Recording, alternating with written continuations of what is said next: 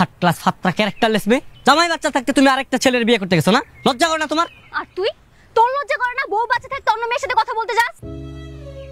দেখো আমি তো ডিপ্রেশনে ছিলাম, আমার মানসিক শান্তির জন্য আমি জাস্ট একটু কথা বলছি, বিয়ে তো আর করতে যাইনি।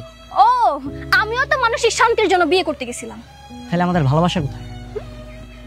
ভালোবাসা? যে পুরুষ রিলেশন করে বিয়ে করার পর একটা বাচ্চা থাকতে সে অতীত ভুলে যায়, ওই পুরুষ আবার খুঁজে ভালোবাসা।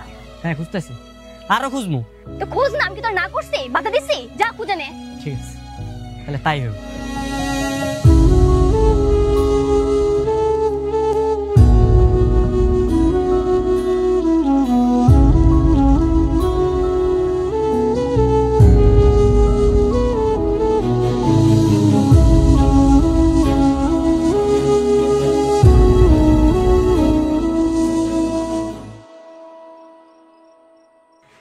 কিরে তুই একা? বিল্টু কই? বিল্টু মানে বিল্টু কই?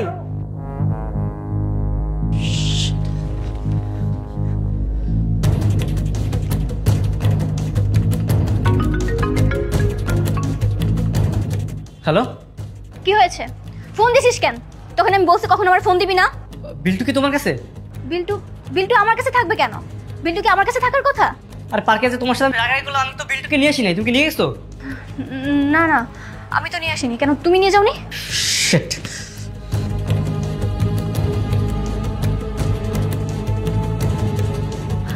আমার বিল্টু কই? বিল্টু বিল্টু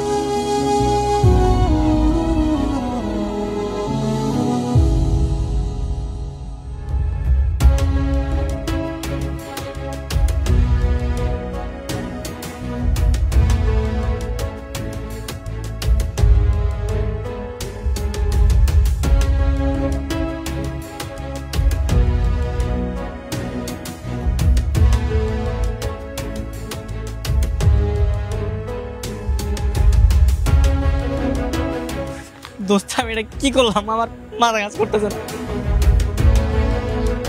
আমি আমি আমার বিল্টুকে খুঁজে না পেলে তোমাদের সবাইকে আমি খুন করে ফেলবো। আমি কি এটা ইচ্ছা করে করছি? হ্যাঁ, তোমার উপর রাগ করে যেগুলো হয়েছে। এত রাগ আসে কোথা থেকে তোমার? আরে প্লিজ ভাই, তোর ঝগড়া করিস এখন। আশেপাশে খুঁজে দেখতেছি, এক কাজ কর, তোর এদিক দেখ, আমি এদিক দেখতেছি। আচ্ছা যা।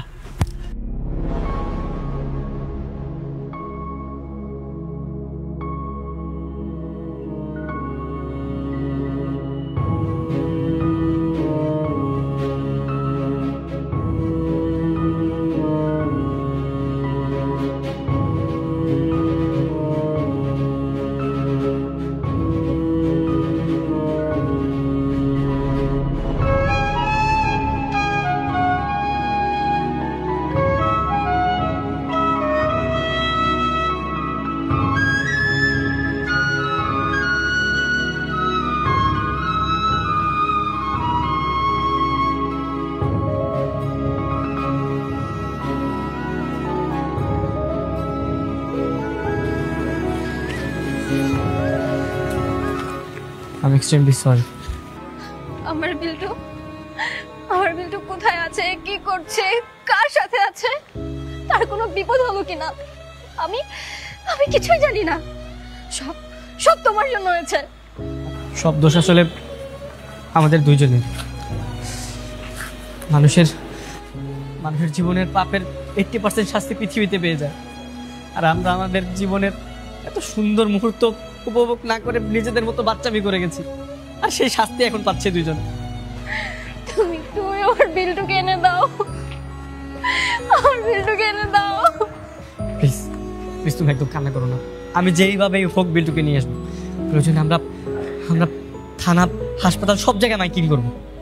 দেখো তুমি আমার সামনে এইভাবে কান্না করো না। তুমি কান্না করলে আমি ভিতর থেকে দুমড়ে মুচড়ে যাবো। তুমি আমার সাথে থাকো প্লিজ। চল চল আমরা খুঁজে বের করি, চল।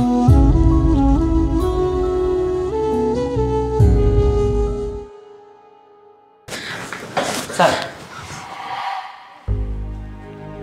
কি ব্যাপার তুমি? আপনি পুলিশ? আপনি না তুফান চৌধুরী? হ্যাঁ, আমি তুফান চৌধুরী। আই এম অলসো তুফান চৌধুরী রনি। তুমি এখানে কেন এসছো? বুঝতে পেরেছি, বসো। স্যার, স্যার আপনি তো আমার ছেলেকে চিনেন স্যার। ওরে স্যার পাওয়া দিতেছে না, ও হারিয়ে গেছে স্যার। সেটা তো ভালো কথা, তোমার সাথে এটাই হওয়া উচিত। স্যার, স্যার আমার ছেলেকে যেভাবে হোক খুঁজে বের করে দিন স্যার, প্লিজ। তোমাদের বয়স কত? বেশি 22 বছর হবে। তাহলে বিয়ে করেছো কত বছর বয়সে? 14-15 বছর বয়সে বিয়ে করতে। তাহলে তো তোমাদের দুজনকে বাল্য বিবাহের অপরাধে থানায় ভরা উচিত। একে তো অল্প বয়সে বিয়ে করেছো, তার উপর আবার নিজের সন্তানকে হারিয়ে ফেলেছো। কতটা দায়িত্ববান তোমরা। আমাদের ভুল হয়ে গেছে স্যার। এই ভুল হয়েছে স্যার, এটা তো আর সংশোধন করা যাবে না স্যার। আমি এই কারণে সবাইকে বলি, পর্যাপ্ত বয়স না হওয়া পর্যন্ত আর কেউ বিয়ে না করে। বুঝতে পেরেছো, ভালো কথা। স্যার আমাদের ছেলেকে প্লিজ খুঁজে বের করে দিন, যে কোনো ভাবে হোক না কেন স্যার, প্লিজ। তার আগে বলো, ছেলেকে খুঁজে পেলে তোমরা কি করবে? মানে রাগের মাথায় বিয়ে করতে যাবে নাকি ছেলেকে ভাই বলে পরিচয় দেবে, কোনটা? স্যার, স্যার আমরা এই ভুল আর কখনো করবো না স্যার। আমি ঠিকভাবে সংসার করবো স্যার। স্যার আমার ভুল হয়ে গেছে, আমাকে মাফ করে দেন স্যার। আমি কর্ম করে খাবো স্যার, আমি কথা দিচ্ছি স্যার। আমিও সংসার জীবনে আমার নানি দাদিদের অনুসরণ করে চলবো, প্লিজ স্যার। G sir. কথা দিচ্ছ তাহলে? হ্যাঁ আমি কথা দিচ্ছি। জি স্যার। শান্ত, দেখছি কি করা যায়। কামাল সাহেব, বাচ্চাটাকে নিয়ে আসুন। জি স্যার।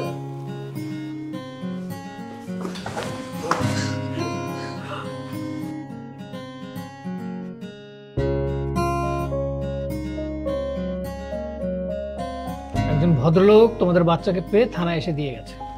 ভাগ্যিস ভালো মানুষের হাতে পড়েছিল, যদি বাজে কোনো লোকের হাতে পড়তো তাহলে কি হতো ওর ভাগ্যে। একটু সিনসিয়ার থাকো, বুঝতে পেরেছো? স্যার আপনাকে অসংখ্য ধন্যবাদ স্যার। যাও, এবার বাচ্চাকে নিয়ে বাড়িতে যাও। অতীত ভুলে নতুন করে জীবন শুরু করো।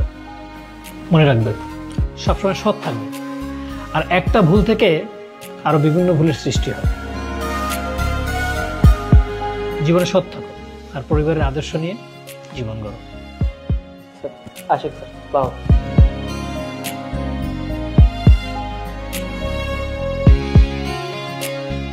কামাল সাহেব, কি বুঝলেন?